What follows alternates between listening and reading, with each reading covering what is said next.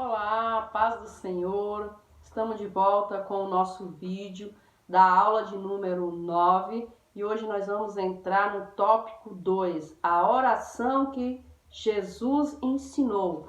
Pega aí a tua Bíblia, a tua revistinha, que nós vamos dar sequência aos nossos estudos. A oração que Jesus ensinou. Olha, tópico 2. Hoje nós vamos finalizar essa lição com o tópico 2 e o tópico 3. Amém? Diz assim, a oração que Jesus ensinou. Tópico 2.1, propósito da oração do Pai Nosso. A oração do Pai Nosso está em Mateus, do versículo 9 ao 13. Não trata de uma oração para ser repetida mecanicamente, como nós já estamos aprendendo. Ela é apenas um modelo de oração ensinado por Jesus aos seus discípulos, resumindo tudo o que uma oração deve ter. É um esboço didático da oração ideal. Erra, portanto, quem faz dessa oração apenas mais uma oração mecânica. Não é para usar essa oração mecanicamente, todo dia, aquela oratória, aquela mesmice, aquela coisa que se torna mecanizada. Não, é um modelo, né? Essa oração do Pai Nosso, Jesus nos deu como modelo para nós fazer as nossas petições, para nós honrarmos o nosso Pai, né? Glorificando a Ele, chamando Ele de Pai, Pai Nosso, que estás no céu, né? Santificado seja o teu nome. Na sequência nós vamos ver que quando Jesus ele nos dá esse modelo é porque Ele quer que nós aprendamos a orar da forma correta. Então, quando ele diz assim, Pai Nosso, o termo nosso denota intimidade. Na abertura desse modelo de oração ideal, mais uma vez Jesus enfatiza a intimidade reverente que deve haver entre os filhos do reino e o Pai Celestial. Ele não é simplesmente o Pai, ele é o nosso Pai. Ele não é o Pai, ele é nosso Pai. Eu posso chamar Ele de Pai. Você pode chamar Ele de Pai. Nós podemos, porque Ele é nosso. Ele é nosso. Ele é nosso Pai. Ele não é pai de fulano, Ele não é pai de ciclano, Ele é nosso Pai. Então, Pai nosso, que estás no céu. Santificado seja o teu nome. Quando ele diz santificado seja o teu nome, está dizendo assim, é uma expressão que significa que teu nome seja santo. Santificado em minha vida. Ou seja, que o nome do Pai seja santificado em minha vida. Todo cristão deve ter como objetivo principal de sua vida exaltar e glorificar o Pai. Se o cristão ele não carrega dentro de si esse objetivo de glorificar o nome do Pai, de santificar o nome do Pai. Quantas pessoas usam o nome do Pai para fazer tantas coisas erradas, né? Com mentiras, com enganação. Mas não é dessa forma. Nós temos que usar o nome do nosso Pai para santificar as nossas vidas, ter o objetivo de exaltar o nome dele, né? Não tomar o nome dele em vão, ficar agindo como muitas pessoas infelizmente fazem. Não, nós temos que agir de forma que venha glorificar, exaltar o nome do nosso Pai. Isso significa também que quando nós fazemos isso, nós temos uma certa reverência ao nome do nosso Pai, né? Nós reverenciamos o nome dele, né? Nós começamos chamando ele de Pai, Pai Nosso, adorando o nome dele e nós podemos sentir que nós temos uma certa reverência, respeito, né, ao nome do nosso Pai. Porque nós estamos dizendo que Ele é santificado, Ele é santo, o nome dEle é santo. O nome dEle é santo na minha vida, o nome dEle é santo na tua vida. Então nós nos santificamos através do nome dEle. Somos servos do Pai. Então na nossa vida, no nosso modo de viver, nós sabemos que quando nós seguimos os passos de Jesus, servimos a Deus, nossa vida ela tem que carregar essa santificação, porque nós estamos aqui, declaramos que o nome do Senhor é santo. Então nós podemos usar essas características, né, do Pai. venha o teu reino. Trata-se de um pedido para que Deus reine sobre nós.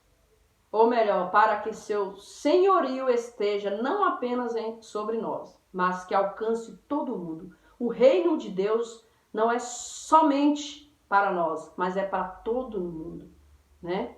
Que ele venha sobre nós, que o reino dele venha sobre nós, sobre toda a humanidade. Devemos orar pela conversão de vidas, pelas obras de Deus, pelos nossos irmãos, pelas causas divinas, não apenas por questões pessoais, né? Isso aí vem depois. Mas nós temos que orar com o principal objetivo, que o reino de Deus venha sobre cada um de nós, sobre nossas vidas, sobre nossas famílias, sobre os nossos irmãos, sobre aqueles que estão perdidos, sobre aqueles que estão jogados, que o reino de Deus, a presença de Deus venha sobre cada um e que eles aceitem Jesus, que eles se convertam, que as misericórdias de Deus alcance cada um dos que estão perdidos, dos que precisam, né, dessa regeneração vinda da parte de Deus. Então, que o reino de Deus alcance, né, a todos de uma forma que venha a ser assim completa, né, na vida de cada ser humano. Então, que o reino de Deus, né, seja não só com um ou com dois, mas com toda a humanidade. Seja feita a tua vontade. Aqui vemos uma petição específica para que a vontade de Deus seja cumprida na nossa vida. A expressão tanto na terra como no céu significa que da mesma forma, né, que a vontade de Deus é cumprida lá em cima, no céu, que ela seja cumprida aqui na terra, né? Que Deus possa fazer a vontade dele aqui na terra, nas nossas vidas, né? Em tudo aquilo que nós sabemos que Deus ele pode fazer, porque ele é o criador de tudo, né?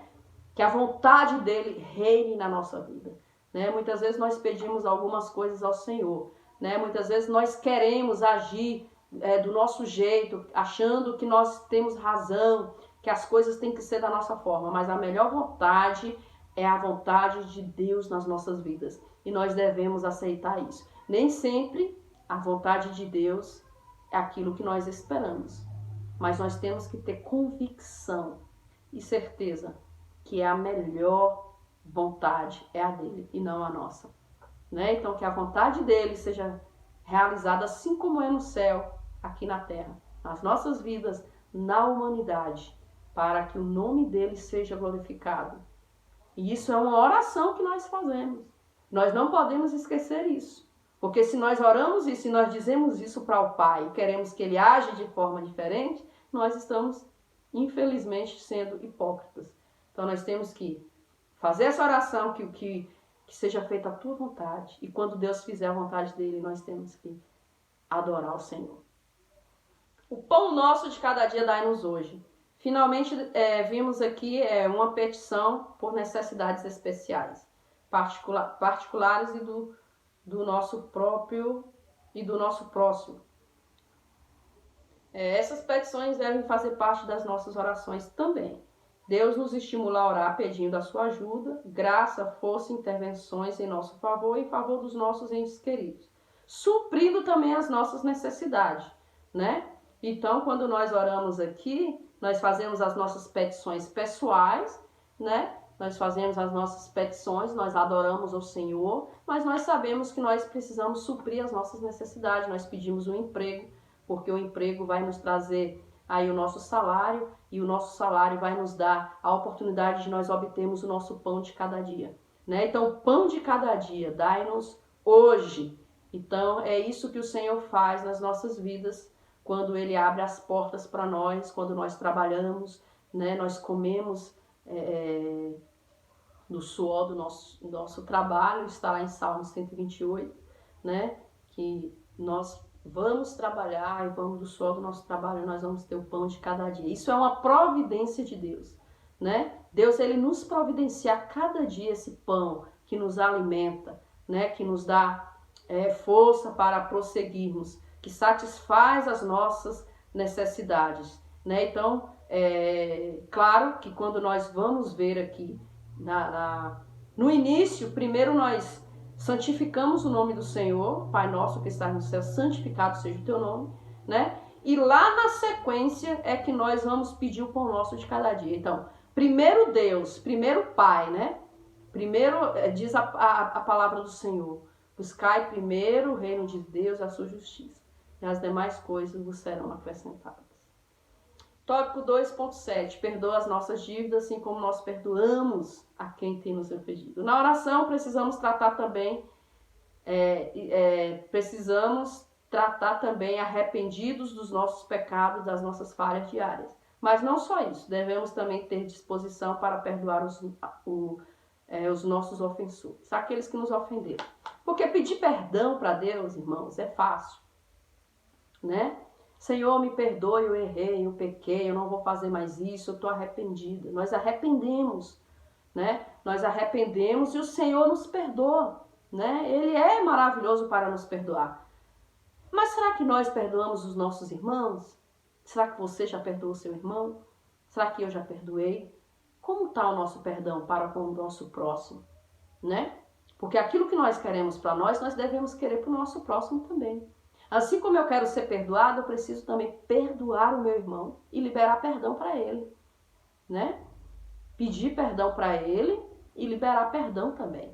Então, assim, quando nós pedimos perdão e nós fazemos essa oração, perdoa as nossas dívidas assim como nós perdoamos aos nossos devedores, se nós não perdoamos, nós já estamos mentindo.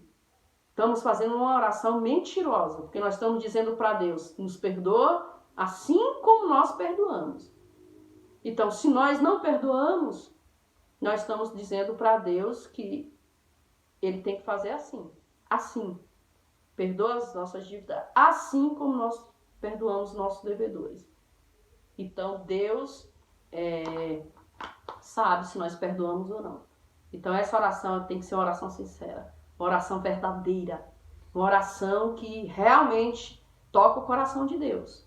Porque é uma oração, é um modelo de uma oração que nós devemos carregar para a vida inteira e espelhar em cima dessa oração. Perdoar, pedir perdão, mas também perdoar. E não nos induz à tentação, mas livra-nos do mal. Devemos orar para que Deus nos livre de toda a artimanha do maligno contra as nossas vidas, se quisermos proteção divina. Devemos buscar a presença de Deus, não podemos querer a proteção divina se não buscarmos a sua presença. Então, se nós pedimos a Deus, Senhor, nos livra de toda a tentação, Pai, esteja conosco. Se nós só quisermos isso, se nós não buscamos a proteção divina, fica difícil. Porque nós queremos andar de qualquer forma e queremos a proteção divina, não é dessa forma. No Salmo 91 diz assim, aquele que habita no esconderijo do Altíssimo, a sombra do Onipotente descansará. Então nós temos que habitar no esconderijo do Altíssimo. Nós temos que estar na presença de Deus. Nós temos que buscar a proteção divina para que o Senhor venha estar nos protegendo e nos livrando do mal. O Senhor nos livra orando a todo momento, clamando, jejuando, consagrando, pedindo proteção, buscando a face do Senhor, para que Ele venha verdadeiramente nos livrar e nos dar a vitória.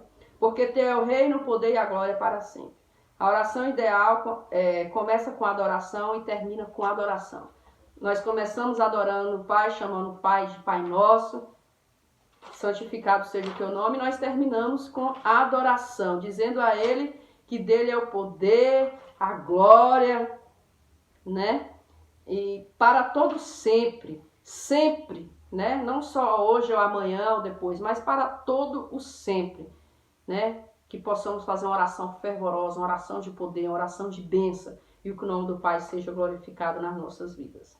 Amém, meus queridos? E o amém expresso aqui significa literalmente assim seja. Se você não sabia o que significa o amém significa assim seja. Está dizendo aqui uma confirmação de tudo o que foi dito. Quando nós falamos amém, nós estamos dizendo assim seja. Seja feita a vontade de Deus. Tópico 3, oração e jejum. Jejum espiritual e jejum hipócrita. Nos dias de Jesus havia religiosos que infelizmente fingiam se contritos e jejuavam só para parecer espirituais e ganhar a honra do povo pela sua consagração. Então, o jejum é da mesma forma, não é diferente. O jejum aqui, nós vimos que os fariseus, eles jejuavam, né? Mostravam aquele rosto entristecido só para mostrar que estava jejuando, né? Então Jesus logo ele começa a dizer aqui que no mesmo sermão que o jejum ele tem que ser verdadeiro. É algo pessoal, íntimo, que você faz para Deus e não para aparecer para os outros. Esse jejum que é de ordem espiritual é recebido por Deus, né? Então nós sabemos que o jejum ele tem que ser um jejum verdadeiro, né? Não para chamar a atenção de ninguém, né? Mas para que o nome do Pai seja glorificado. Existem alguns tipos de jejum, eu vou ler rapidamente para vocês, para nós concluirmos, né? Há 3 formas principais de jejum vista na Bíblia. Quais são elas? Jejum normal. Qual é o jejum normal? A abstenção de todos os alimentos sólidos ou líquidos, mas não de água. Está lá em Mateus capítulo 4, versículo 2. O segundo jejum, jejum absoluto. A abstenção tanto de alimentos como de água. Efésios 4:16 e Atos dos Apóstolos 9, versículo 9. Normalmente esse tipo de jejum não deve ir além de 3 horas, pois a partir daí o organismo se desidrata, o que é muito nocivo e perigoso à saúde. Moisés e Elias fizeram um jejum absoluto por 40 dias, porém estava nas condições sobrenaturais. Então eu e você não podemos fazer um jejum de 40 dias, porque logo nós vamos começar a passar mal. Eles fizeram, mas eles estavam em uma forma sobrenatural, completamente diferente da minha e da sua. E o jejum parcial, que é uma restrição alimentar e não uma abstenção total dos alimentos. Temos como exemplo Daniel, capítulo 10, versículo 3, que foi aquele jejum de Daniel, onde Daniel foi oferecido um banquete para Daniel e Daniel resolveu só se alimentar de legumes. Então eles se alimentavam, mas de uma forma diferente, né? Específica, aquele jejum de Daniel. Que Deus te abençoe. Obrigada pela sua companhia nesse vídeo. Eu espero que esse vídeo possa ter te ajudado a você aí ficar atenta às lições, né? E a nossa conclusão é essa, que possamos fazer uma oração verdadeira diante do Senhor, né? Como o Senhor ensinou no seu sermão, oração consciente e não mecânica. Amém, meus irmãos? A paz do Senhor Jesus, Deus abençoe a sua vida e até o próximo vídeo, se Deus quiser.